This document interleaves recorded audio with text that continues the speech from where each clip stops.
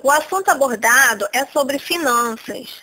Entendemos por conceito de finanças como uma ferramenta desenvolvida para administrar e avaliar a aquisição de recursos. Ela pode atuar na área empresarial e na vida pessoal de um indivíduo.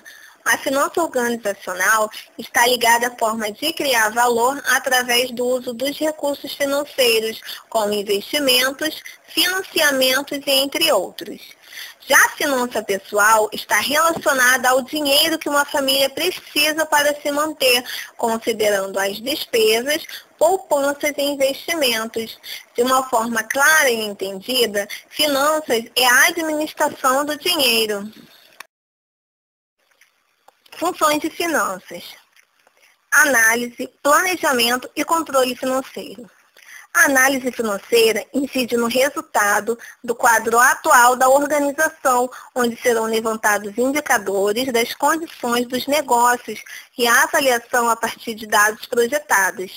O planejamento financeiro é baseado na formação de planos estratégicos, tendo em vista o alcance dos objetivos, que podem ser de longo, médio e curto prazo.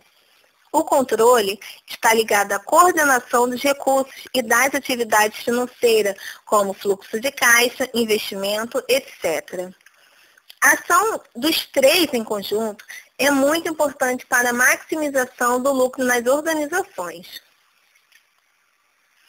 Tomadas de decisões de investimento está relacionado ao processo decisório de investimento dos ativos circulantes a curto prazo, aqueles que ficam à disposição no balanço e são movimentados em até 365 dias.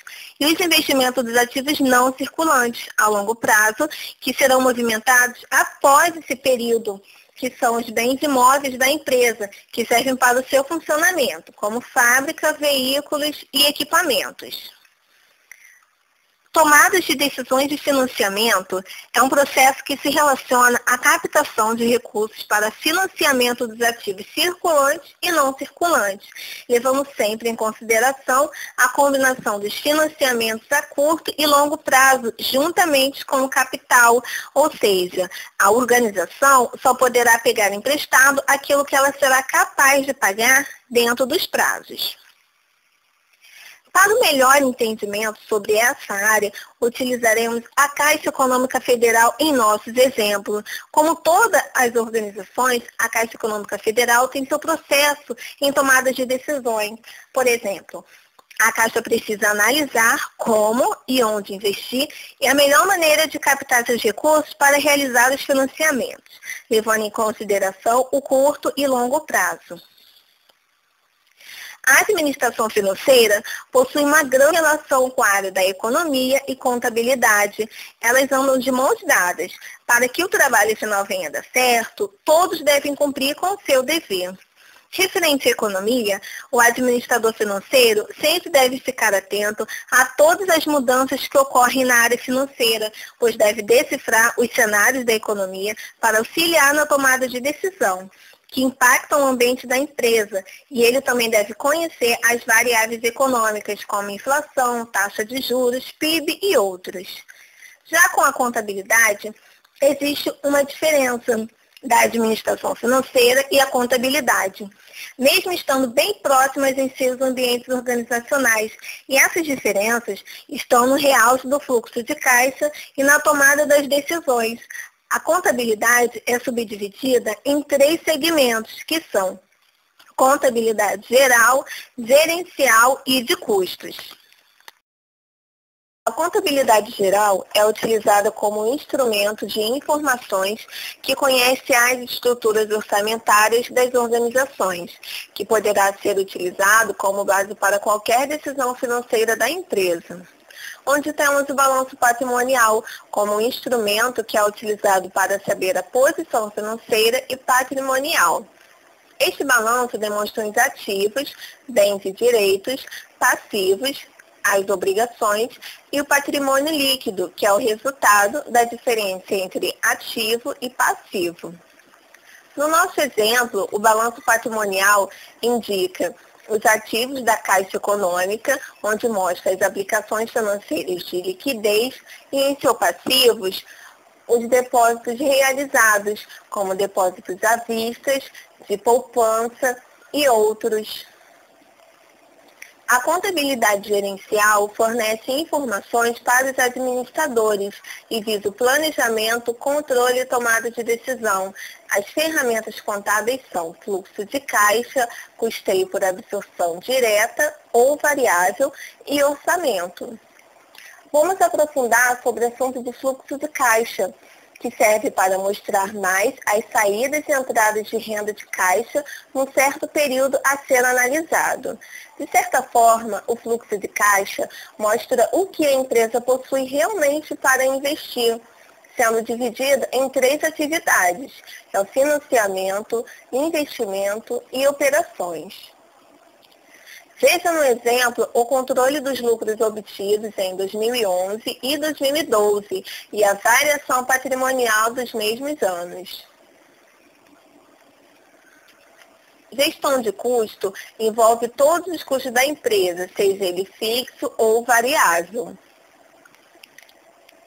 Ponto de equilíbrio é quando a empresa não tem prejuízo e nem lucro. Para calcular o ponto de equilíbrio, os custos de vendas de produtos ou prestações de serviços e as despesas de operações, será necessário analisar 2 tipos de custo.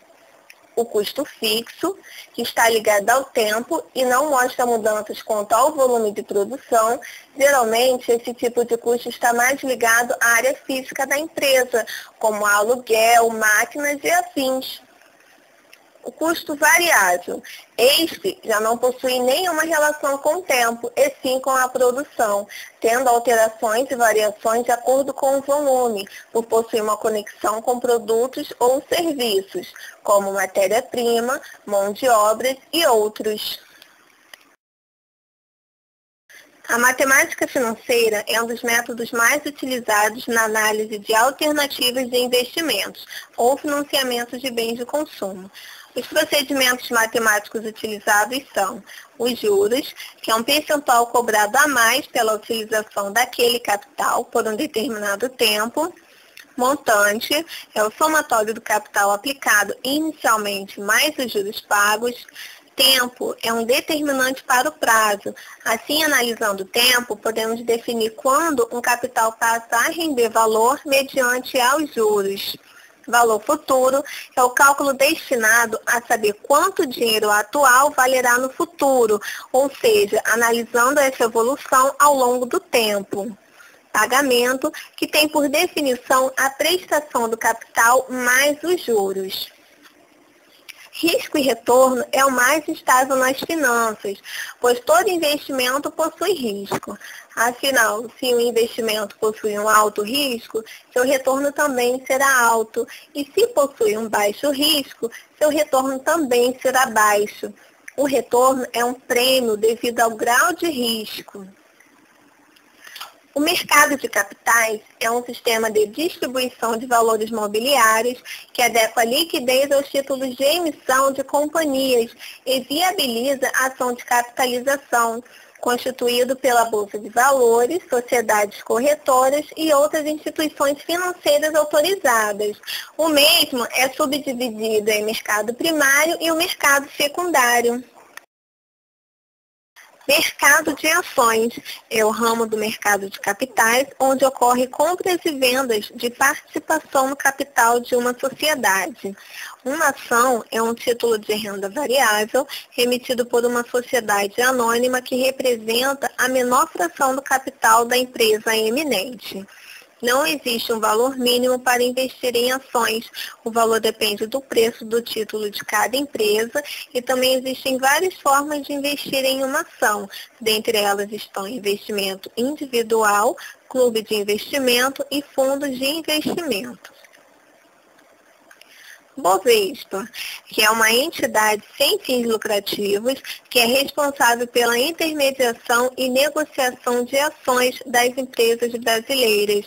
A Bovespa é subordinada ao Banco Central e à Comissão de Valores Mobiliários e que tem como sócios as corretoras de valores, que são suas cotistas. Sistema de custeamento. Custos são gastos que a empresa realiza com o objetivo de pôr o seu produto para ser comercializado. E já as despesas é um gasto com atividade e não gera retorno financeiro. Entretanto, na estrutura básica de um sistema de custos, são reconhecidos 3 elementos, que são denominados de sistema de acumulação de custos, sistema de custeio e modalidade de custeio. Com essas informações, podemos concluir que o objetivo da gestão financeira é aperfeiçoar os resultados organizacionais, aumentando o patrimônio por meio da geração de lucros.